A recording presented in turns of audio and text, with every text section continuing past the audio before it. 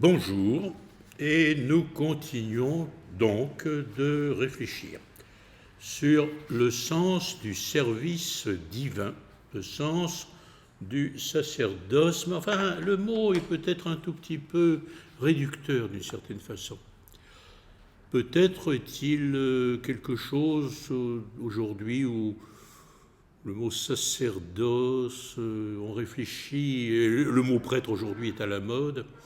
Il est à la mode parce que malheureusement les médias le mettent en exergue, mais il y a une notion extrêmement diversifiée dans plusieurs langues. Et nous étions restés sur la notion que, évidemment, avant d'être prêtre, avant d'être même lecteur, avant de recevoir une certaine forme de service au bien d'une communauté, encore faut-il être un bébé et venir au monde. C'est le propre de la nature humaine que d'apprendre et d'entrer dans une sorte de pédagogie de l'être humain, pédagogie de la nature, une pédagogie aussi du temps auquel nous appartenons malgré nous. Il y a comme ça un certain nombre de personnes qui ont réfléchi sur le sens du sacerdoce, en particulier en Occident et dans la tradition française, comme le Père Grelot ou Xavier de Chalandard, qui ont fait remarquer avec beaucoup de pertinence que, à travers les siècles, dans des contextes extrêmement variés, peut-être même que nous ne verrions pas comme étant liés véritablement les uns aux autres, par exemple l'Orient de l'Occident, les fractures que l'on a connues à l'intérieur du schisme, eh bien, un prêtre reconnaît ou reconnaîtrait un prêtre au-delà des siècles. Certains pourraient en douter. Il y a l'habit, le comportement, le style de vie, les habitudes, la culture. Dans beaucoup de lieux, il y a eu ce qui existe encore aujourd'hui, et peut-être se précise en Occident de manière assez inattendue, sorte de haut clergé, de bas clergé, de gens formés, d'autres qui le sont purement pour des raisons pratiques, dans le but de nourrir un peuple chrétien qui doit vivre des sources et des sacrements. L'être humain naît et en naissant, il crie. Il crie, ça ne veut pas dire qu'il parle, il montre qu'il appartient au monde humain. Parce que dans le cri qu'il va exprimer, au moment où vont se dilater ses poumons, les poumons sont aussi le lieu de la respiration. La respiration, par définition, en hébreu c'est clair, neshama, c'est la respiration, mais c'est très proche de neshama, ce qui veut dire l'âme. L'âme, donc, est celle qui est capable à ce moment-là de se déployer, de prendre son souffle et de dire quelque chose ou d'entrer dans la pédagogie de la parole. Là, il y a un miracle. La parole est conséquente, elle est claire.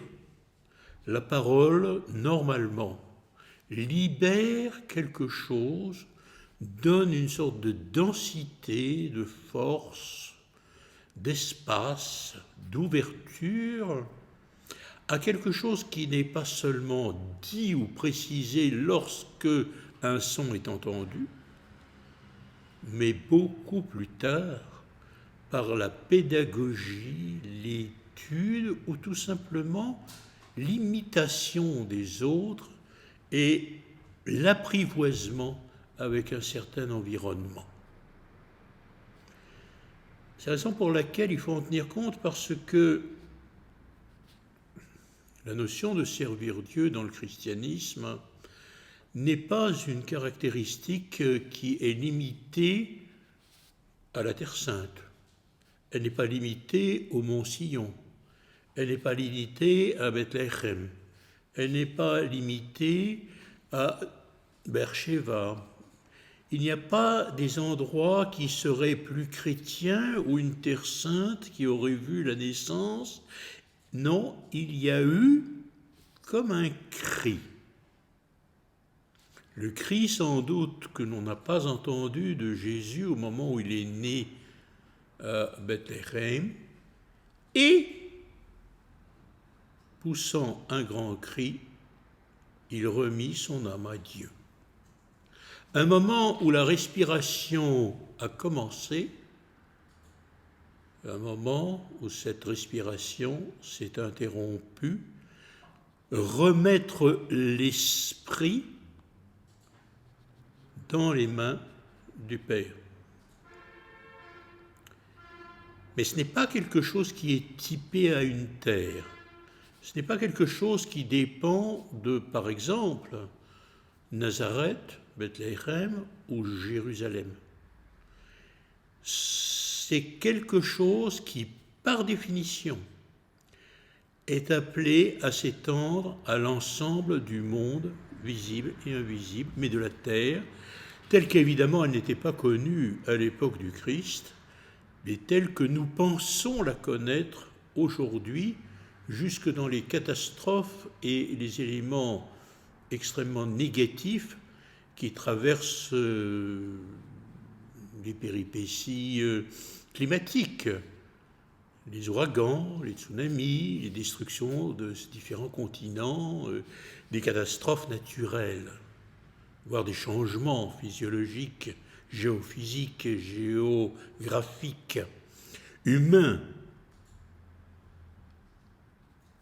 La notion de service s'inscrit par définition dans quelque chose qui ne peut pas être pris, maintenu, voire même compris, ou saisi.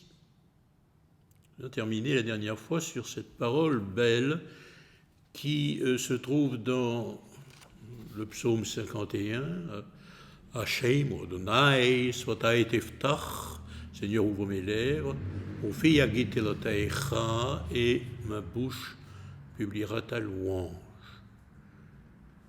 Cela se trouve avant de dire, par exemple, la prière de la Hamida, les 18 bénédictions, mais, par exemple, le prêtre orthodoxe le dit également lorsqu'il célèbre la divine liturgie, et dans le rite latin, la phrase du verset est prononcée de façon presque systématique au début de chaque office. Dans d'autres traditions, chez les protestants, luthériens, calvinistes et autres, il y a également cette précision que Dieu va ouvrir quelque chose. Et ouvrir quelque chose qui nous constitue, qui est vivant, qui bouge. Sotai tiftach, ouvre mes lèvres. Adonai sotai tiftach, ouvre la bouche, ouvre l'aperture. Ofi yagid teltecha, et ma bouche, qui est formée de 2 lèvres, va annoncer, va dire, va raconter ce qui est de l'ordre de la gloire divine. Ce service-là signifie que quiconque désire marcher face à Dieu, vers Dieu, mais en même temps sachant qu'il veut le faire ou qu'il peut le faire ou qu'il est admis de le faire, il est autorisé de le faire et reconnu comme tel par une communauté, prend un élan et s'avance avec une sorte de conscience qu'il repose sur une parole qui est révélée, et en même temps il se déploie, il sort de cet angle-là pour ouvrir quelque chose qu'il découvre en même temps que les autres. Alors il est temps maintenant d'entrer dans quelque chose de tout à fait particulier qui est le psaume 110, qui est très connu, « Tu es prêtre à jamais » selon l'ordre du roi Melchisédek. Nishba Hashem velo yenachim atachoen leolam al devratim al kitsaidek. Je traduis, le Seigneur l'a juré, Nishba Adonai, Nishba Hashem. Il l'a juré, il l'a affermi, il l'a assis dans sa parole et dans sa conviction. Velo yenachim, il ne va pas se redire, il ne va pas se dédire. C'est le même mot que lorsque Dieu, d'une certaine façon, s'était repenti d'avoir voulu détruire la création, avait obligé Noé, avec sa famille, et tous les animaux purs et impurs, d'entrer dans le Teiva, c'est-à-dire dans l'arche, de façon à sauver quelque chose d'une nature humaine qu'il avait créée. Là aussi, c'est le même mot. Lo yenachem, il ne va pas se dédire, il ne va pas le regretter, il ne va pas revenir sur la parole.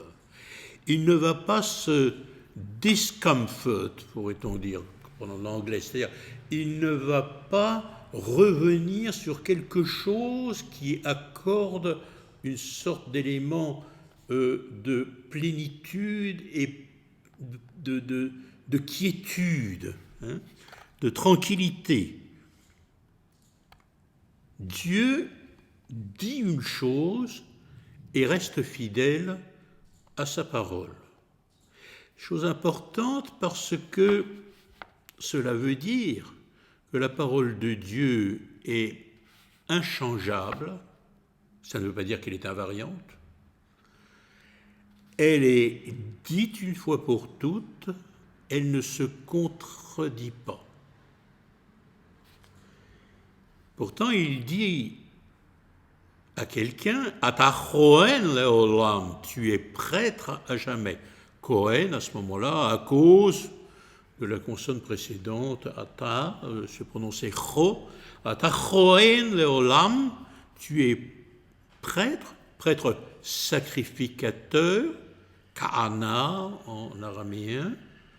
Tu es celui qui est sacrificateur, c'est-à-dire qui a une fonction d'emmener l'être humain, la nature humaine, ceux qui sont à toi, ceux qui reconnaissent Dieu en toi, là où Dieu a bien voulu se confier en toi, de les mener vers quelque chose qui est de l'ordre du sacrifice directionnel.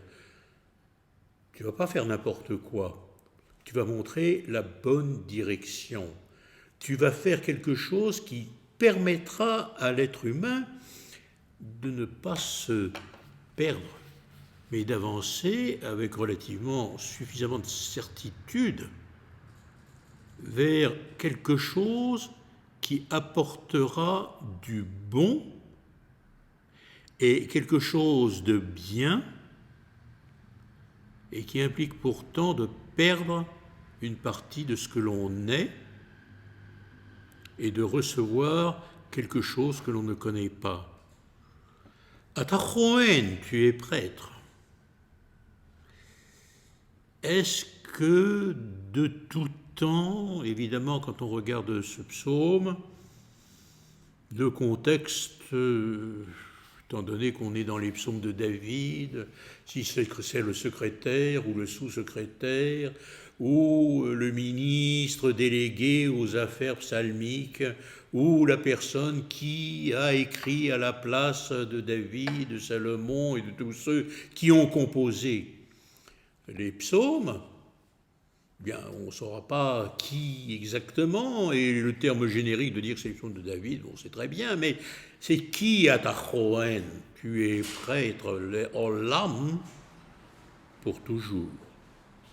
C'est-à-dire, qui peut dire et affirmer qu'il est, bon, prêtre, d'accord, Kohen, d'accord, les Kahan, c'est-à-dire pour offrir le sacrifice. Mais les Olam, ça veut dire dans ce monde qui est visible, dans ce monde qui est invisible, dans un monde qui est développé, qui est déployé, qui est véritablement sensible, et puis un monde que nous ne percevons pas de nos yeux, c'est très important. Léolam veut dire quelque chose qui est à la fois ouvert, mais qui monte, qui grandit. Ce n'est pas une fermeture, ce n'est pas uniquement ce que nous voyons, ce n'est pas le monde de manière définie, hein, c'est-à-dire, bon, une planète, des gens, une culture, une société, un environnement, ou bien une qualité qui serait professionnelle, scientifique, intellectuelle, agricole, ce qu'on sait. Pas du tout, on n'est pas dans la société uniquement. On est dans un ensemble de réalités qui s'offrent comme quelque chose que nous voyons, mais en même temps que nous ne voyons pas. C'est le problème d'ailleurs d'avoir traduit la Bible dans d'autres langues. Quand on lit le texte hébreu, il est écrit normalement sans voyelle et il y a des interstices entre les lettres. Et les versets ne sont jamais séparés les uns des autres. C'est une des raisons pour lesquelles l'alphabet hébraïque a un certain nombre de lettres finales, comme le Mem sophite, le M final, ou le Chaf, ou le Nun, le N, qui est final. Ça permettait tout simplement un peu de se reconnaître dans un texte qui est en continu. Mais même si le texte est en continu, il y a d'un côté bien le noir de l'écriture, ce qui est déjà un élément culturel acquis, et puis entre ces différentes lettres qui sont visibles et qui elles-mêmes déploient pour chaque lettre un univers, pour ne pas employer le mot monde, un univers de compréhension de ce qui existe, il y a des petits espaces qui semblent ténus. Les lettres ne sont pas liées les unes aux autres, et donc cet espace qui semble un blanc vient expliquer qu'effectivement il y a des choses qui restent peut-être pas neilam, peut-être pas cachées, mais qu'il peut être utile éventuellement de découvrir, de comprendre comme élément de la réalité qui est divine, métahistorique et historique. Ata Choel Leolam, tu es donc prêtre pour l'éternité, précisément puisque tous les éléments sont réunis et on ne peut pas les défaire. On ne peut pas prendre par exemple une lettre et la coller à une autre lettre. Le jeu a été fait, bien évidemment, mais c'est plus de l'ordre d'un jeu intellectuel, d'une gymnastique à laquelle le monde sémitique et proche-oriental est par définition extrêmement sensible, à bien jouer sur les mots, on aime jouer sur la réalité, on aime la tourner, la retourner, dire que ce qui était Aleph n'était pas Aleph, mais était bien évidemment peut-être un Ain, et puis si c'était pas un Ain, bon, bah, ça aurait pu être un Vav, et puis si c'est pas un Vav, bon, on va trouver encore une autre lettre, et puis de toute façon, par exemple, comme les lettres se ressemblent, est-ce que le Chaf, C'était un kaf ou c'était un beit. Et on joue comme cela sur la signification. C'est la parole pure qui est en train de se déployer sans que l'être humain puisse en pénétrer d'une manière totale la compréhension. C'est quelque chose de très très important parce que la foi au Christ rassemble cette révélation. Aussi faut-il prendre la responsabilité à la fois collective, humaine, singulière, de chacun, de dire que dans le Christ ressuscité, qui est celui qui est à l'heure actuelle où nous sommes, il n'est pas dans l'antériorité de son existence, il n'est pas en vue d'une naissance, mais il est ressuscité. Il est, il était, il sera le même hier, aujourd'hui et pour toujours.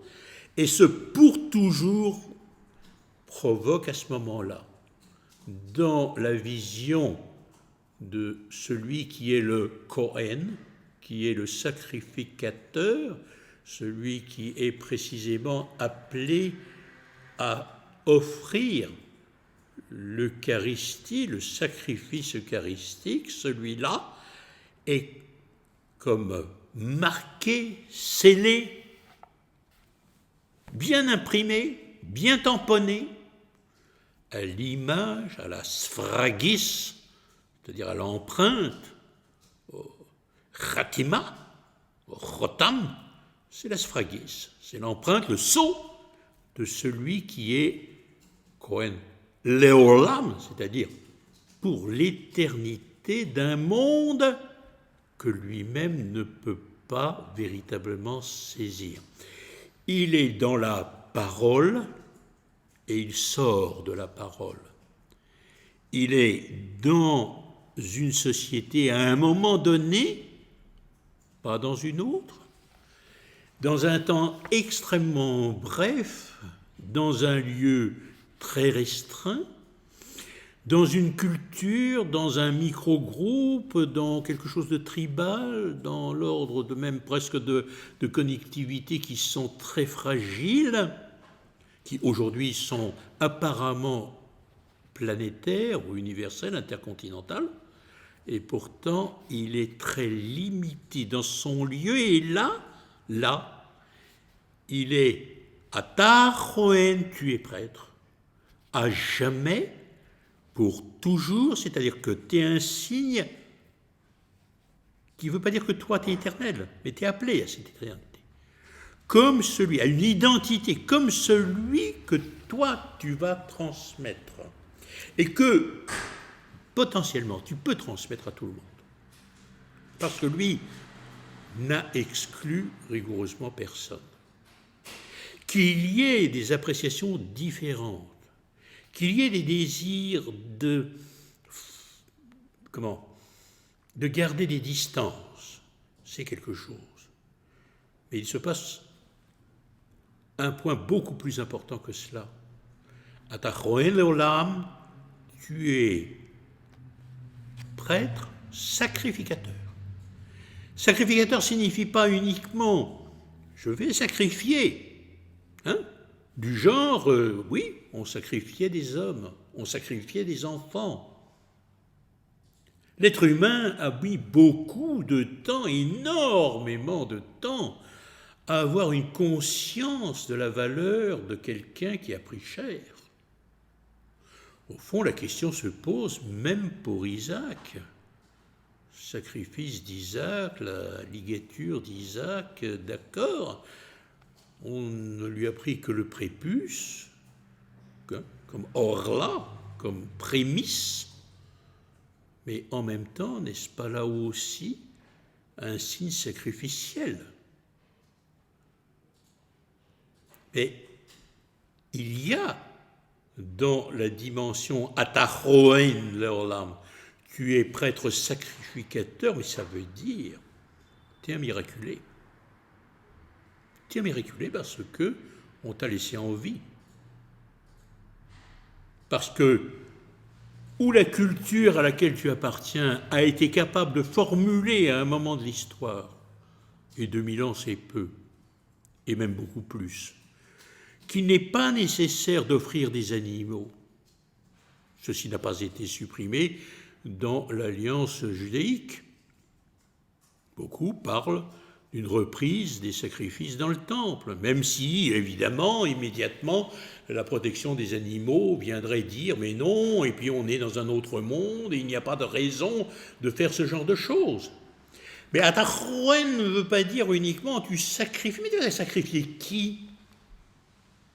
Dès qu'on parle de sacrifier un mouton, les gens se mettent à tressauter, parce qu'on a une image du fait de tuer un animal de par manière qui paraît comme étant totalement gratuite, ne fait absolument aucun sens dans une société qui est un peu clean. Elle n'est pas si clean que ça. Hein. Nous tuons beaucoup de gens, hein, en passant. On se tue les uns les autres. Hein. Mais quand on se tue les uns les autres et quand on martyrise des âmes, quand on avilit des corps, quand on viole des individus, soit dans leur intimité, mais l'intimité, elle peut être mentale, elle peut être physique, c'est pas mieux que tuer le mouton. Et tuer le mouton, ça veut dire quoi? Et comment on le fait? Nous ne sommes pas dans une culture, en Europe occidentale, où ce genre de pratique correspond à une réalité quasi quotidienne, non pas parce qu'il faut se nourrir, mais parce que l'être humain sent qu'il y a quelque chose et que, curieusement, si la cacheroute interdit de manger le sang, il faut que le sang coule. Tout comme d'ailleurs la parole d'Isaïe, « par tes sangs, nous aurons la vie ». C'est quelque chose dont la pertinence, la cohésion nous échappe. Peut-être expliquer la difficulté qui est assez similaire à celle des disciples lorsqu'ils étaient face à Jésus. Celui qui mange ma chair et boit mon sang aura la vie éternelle. Mais enfin, ça ne va pas là, non? Alors là, c'est un peu trop ce que tu dis. Et là, beaucoup sont partis. Peut-être est-ce l'une des crises majeures de ce que l'on voit aujourd'hui à l'intérieur des églises. Atachouen leolam, tu es prêtre pour l'éternité. Bon, tu fais un sacrifice. Alors, comme Isaac, on peut très bien se dire, mais alors, où est-ce qu'il est l'agneau? Où est-ce qu'il est le mouton? Le bélier? Le bélier, parce qu'on prend ensuite la corne pour faire un peu pénitence, on rentre là dans toute une réflexion interne à la pensée juive, mais la pensée juive englobe aussi celle de l'ensemble des nations. Et précisément le christianisme s'ouvre à l'ensemble des cultures. Dans ta choen leolam, tu es prêtre jamais. Tu vas sacrifier quoi? Toi-même. Et ça, bon, ça va. Hein? Il est plus facile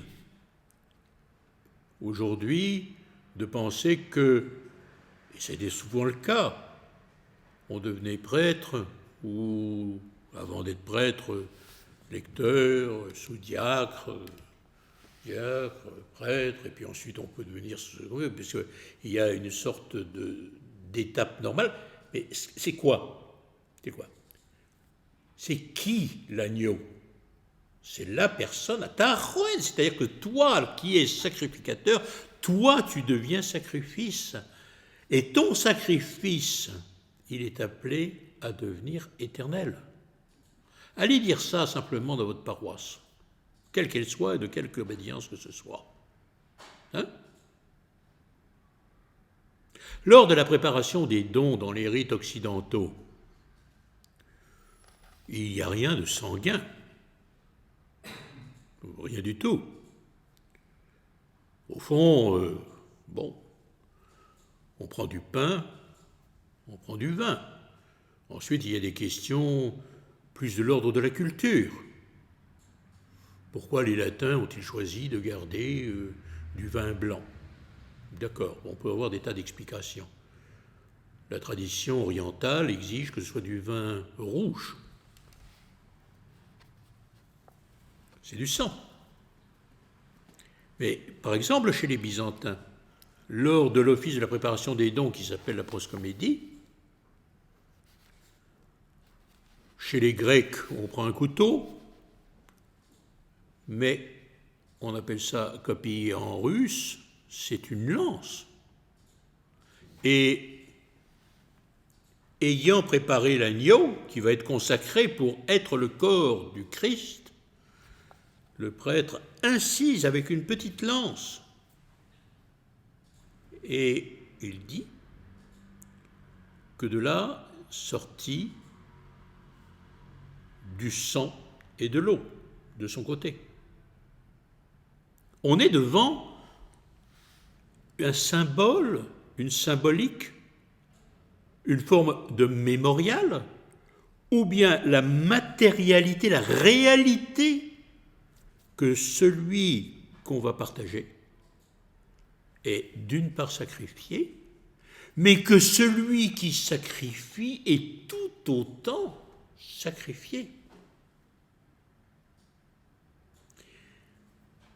Il sortit à ce moment-là de l'eau et du sang. Beaucoup fait réfléchir sur le sens de l'Église, au moment même où ceci se passe sur la croix. On reproduit quelque chose de l'offrande qui a été faite alors que Jésus de Nazareth, vrai homme, vrai Dieu, selon notre foi, non seulement est mis à mort, mais qu'on vérifie qu'il est mort. Et Ema Keudo, est-ce que c'est uniquement du sang et de l'eau? Ke, en grec, kai, c'est et. Mais ça correspond tout à fait à l'expression de Gittin, 10, en hébreu, dam kemaim, du sang qui gicle comme de l'eau, exactement comme de l'eau. Le sacrifice signifie que du sang sort. Mais est-ce que le sacrifice est uniquement sur cet agneau qui sera partagé? Qu'est-ce qu'il est, ce sacrifice, si le prêtre lui-même n'est pas le même Christ? On fantasme beaucoup, là. Est-ce qu'on agit in persona Christi? Est-ce qu'on est le Christ qui célèbre? Est-ce qu'il y a une symbolique qui serait valable lors du sacrifice, mais une fois qu'on a quitté l'altar, c'est-à-dire le sanctuaire pour le rite byzantin, ou l'autel pour d'autres traditions, on devient un homme comme tout le monde. Il n'y a pas de problème, on va au ciné, on va au théâtre, on va se promener avec tout le monde, ce qui est vrai, tout à fait possible. Bon, mais est-ce que ça enlève le fait que, avant tout, à partir du moment où tu as dit « Inéni, me voici », il s'est passé tout à fait autre chose. Toi, Roen Leolam, tu es désormais un sacrifice de toi-même pour le monde visible, pour le monde invisible, et pour les temps qui ne font toujours que commencer, comme pour ceux qui nous ont précédés. Ata Roen Leolam. Oui, mais alors pourquoi, dans le psaume 110, il est dit Al Devrati Malkitzedek, selon les paroles de Malkitzedek, c'est-à-dire de Melchisédek. Là, évidemment, il faut faire un choix, pas exégétique, mais enfin, qu'est-ce que ça peut bien signifier à un niveau de compréhension des faits? Pourquoi y a-t-il une telle expression? En hébreu, c'est logique. Bon, c'est katataxine en grec. C'est l'ordre. L'hébreu, lui, n'a pas de notion d'ordre. Le grec et le français laissent entendre qu'il y aurait une certaine spécificité d'ordinance. Alors que l'hébreu, aldivraté malkitsédek, ça veut dire, selon les paroles, tu es soumis à une parole. Et la parole, elle est celle-ci, c'est que la phrase est reprise pour bien montrer dans le christianisme une rupture historique que l'on trouve dans une plénitude de grands prêtres qu'est Jésus-Christ. On trouve ça dans les Hébreux, chapitre 7, versets 3, 5, 6. Mais le judaïsme, lui, a cru bon de développer une autre tradition et de le faire évidemment par opposition à la culture chrétienne qui s'est développée petit à petit. Alors il faut essayer de comprendre le sens du psaume avec une sorte de perspective où les choses ne s'excluent pas, mais se complètent. Au fond, l'enjeu est de savoir précisément où est le sacrifice, qui est le sacrificateur, qu'est-ce que vient faire le prêtre là-dedans. Le premier mot du psaume 110, donc verset 1, parole du Seigneur, non saint à mon Seigneur, siège à ma droite, attends jusqu'à ce que j'ai fait de tes ennemis un escabeau pour tes pieds. Le sceptre de puissance, Dieu l'enverra depuis Sion, domine jusqu'au cœur de tes ennemis. Ta nation s'est portée volontaire au jour de ta campagne militaire à cause de ta sainteté majestueuse, depuis le sein de ta mère, depuis ta naissance. Tu es doté de l'innocence de la jeunesse, comme la rosée fraîche. C'est à cela qu'on parle de bébé. Un évêque, ça peut avoir des tiers, un prêtre, des croix, tout ce qu'on veut, un fellon, une belle chasuble, quelque chose dans le genre. Bon. Ça reste un bébé. Pas l'âme d'un petit enfant. C'est un sacrificateur qui sacrifie en sachant qu'il faut le faire. Il le fait sans savoir ce qu'il fait. Il le fait en ayant conscience qu'il répond à quelque chose qui est non seulement quelque chose d'intime, mais quelque chose qui a été transmis depuis l'âge de la révélation.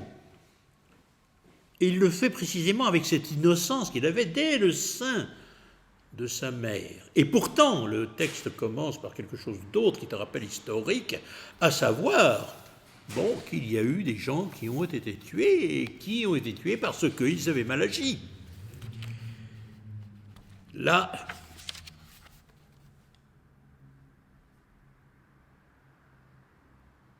c'est quoi? Le Seigneur l'a juré, il ne prendra pas de repos avant que toi, tu ne sois sacrificateur et prêtre pour l'éternité en raison des paroles de Malkitsédek. Al devarté Malkitsédek. Et là, on revient à la première personne. La première personne qui fut véritablement capable d'intercéder, celle qui a quitté le monde des idoles, au point qu'on essayerait volontiers de le récupérer dans chacune des traditions qui s'imaginent être à l'initiale de la vie monothéiste. C'est Abraham. Abraham a été le premier homme qui, en raison de son intercession pour les pécheurs, l'histoire de Sodome, a mérité le titre de Seigneur. Et le Rabbi Shimon Bar Yochai enseigne que depuis la création du monde, personne n'avait adressé la parole à Dieu en l'appelant Adon, maître du monde. Sinon, justement, Abraham, qui était intervenu pour sauver des hommes qui se sacrifiaient eux-mêmes à la tendance qui persiste, l'idolâtrie la plus sauvage, qui est celle du viol de l'intimité et de l'exclusion systématique de l'être humain et de ses valeurs, de la moralité la plus fondamentale. Et où, c'est en cela peut-être que l'on peut parler de postmodernité en christianisme, quand on s'est tellement dévoyé que les formules mêmes de ce qui est au cœur de l'âme, de la foi, pour nous de la foi chrétienne, on arrive à être corrompu en s'imaginant qu'on peut utiliser l'idolâtrie et agir comme si on pouvait éviter ce sacrifice intime, personnel, qui n'est pas sanglant, mais qui fait saigner bien davantage, parce qu'il fait saigner l'âme, parce qu'il oblige l'individu à aller au tréfonds. Et comme Abraham, comme la bataille qu'il a livrée dans le livre de la Genèse, au chapitre 14, versets 1 à 16, quand il détruit les 4 grands rois, eh bien, il a battu aussi cette présence fondamentale d'une idolâtrie qui s'accroche. Et là où le drame existe, c'est quand l'idolâtrie s'accroche avec les arguments de la foi. Abraham, au nom de la foi, mène un combat contre l'idolâtrie, contre les nations qui sont comme des cadavres. Et nous menons exactement cette même résistance à tous les niveaux de la société, quels que soient les domaines de sophistication que nous pouvons avoir aujourd'hui, parce que nous croyons que nous sommes extrêmement sophistiqués, mais l'être humain n'est pas sophistiqué. Il a développé un certain nombre de techniques, un certain nombre de savoirs, un certain nombre de choses, mais il reste grégaire. Un être humain peut être tué en 2 secondes. On peut trouver des gens tordus, des espèces de demi-portions de l'âme. L'exemple même de Pourim qui vient de passer montre bien, n'est-ce pas, que quelqu'un qui est contre peut devenir pour, et quand on devient pour, c'est parce qu'il a peur d'être anéanti. Où est à ce moment-là, y compris dans les sociétés aujourd'hui, là, quand vous regardez les médias, à travers le monde entier, que ce soit du Chili à l'Australie, en passant par la France, en passant par la Russie, en passant par les conflits qui existent à l'intérieur des églises et de la foi. Il semblerait même parfois que plus on manifeste sa foi, plus on pourrait même être dépité par la foi. La foi n'est pas uniquement quelque chose qui fait que, bon, Благослови, Владыка, Seigneur, Monseigneur, bénissez, ou Père bénissez, ou un tel bénissez, qui que ce soit. Et alors, il y va, Ata Hoen Leolam, tu es prêtre pour l'éternité. Ça veut dire quoi? Que tu sois prêt à dire, je prends le péché qui est d'abord le mien, celui des miens, celui des autres, celui de ceux qui me détestent et me haïssent. Et le sacrifice qui est celui qui est éternel, c'est que la vie existe et existera. Et que donc, à Troen, ben oui, nous allons dans une direction qui est celle de la vie, qui n'est pas simplement mes chers frères, mes chères sœurs, nous sommes tous réunis, etc., tout un langage connu d'avance, et même pratiquement, ça fait déjà, n'importe qui peut rédiger un texte clérical. C'est de l'eau de rose, enfin c'est vraiment du verbiage interne. Ceci dans toutes les langues. Puis lire une bonne déclaration de n'importe quel organisme orthodoxe normal. En Occident, on aime bien parler avec compunction, et ça revient même à la mode. D'autres se croient à l'Académie française. C'est quelque chose qui, dans le fond, bon.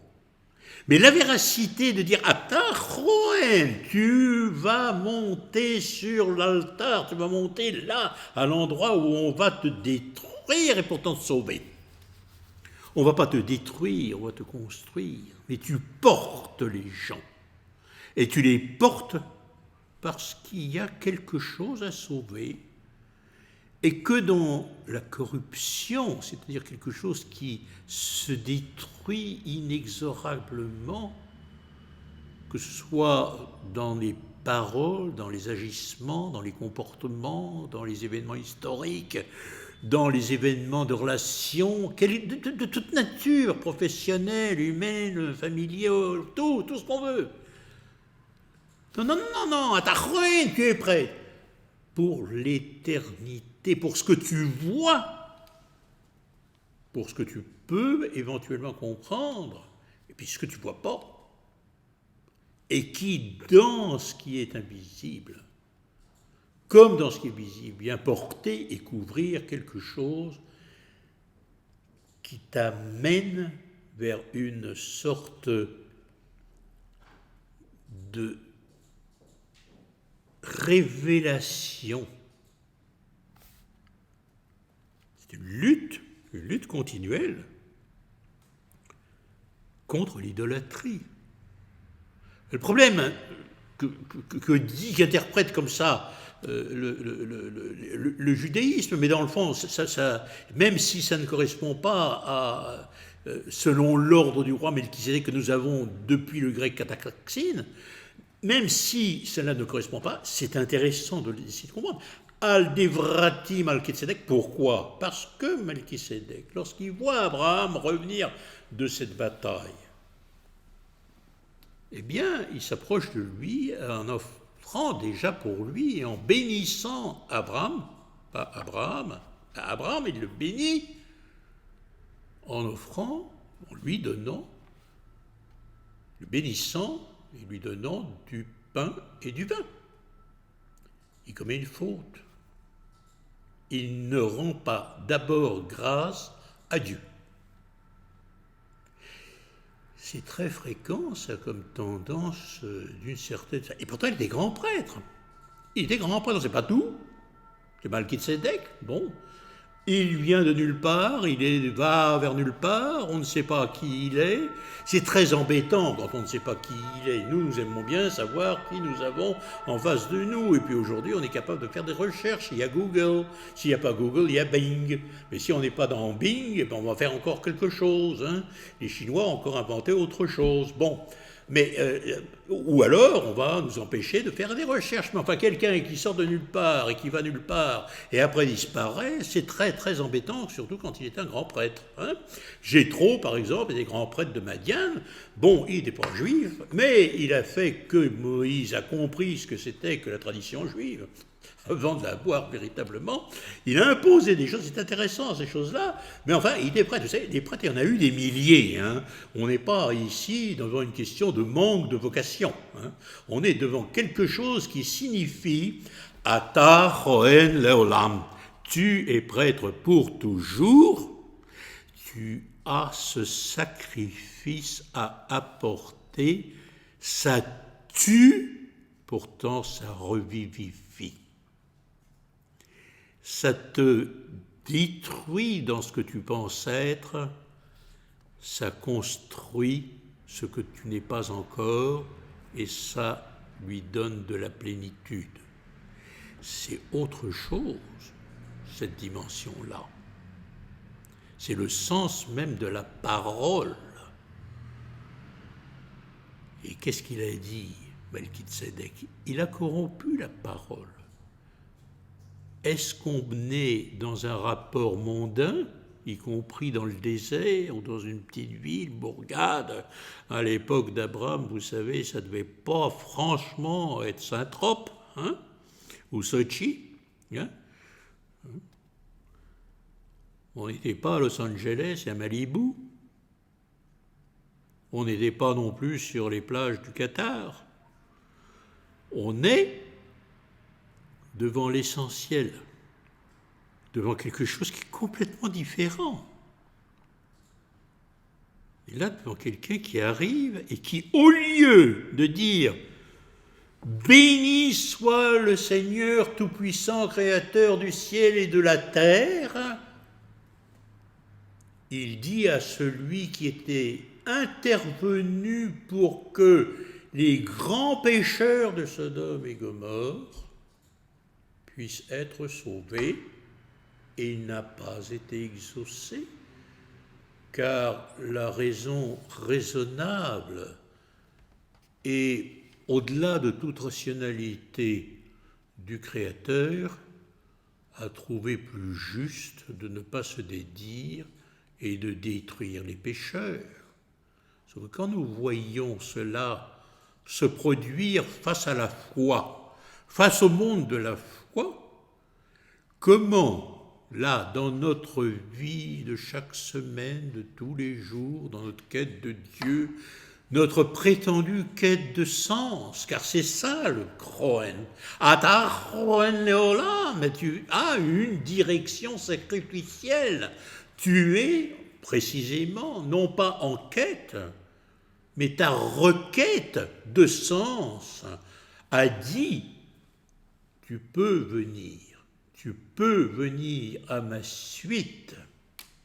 Et là, on se trouve devant la parole véritable de Jésus, toi, viens, suis-moi.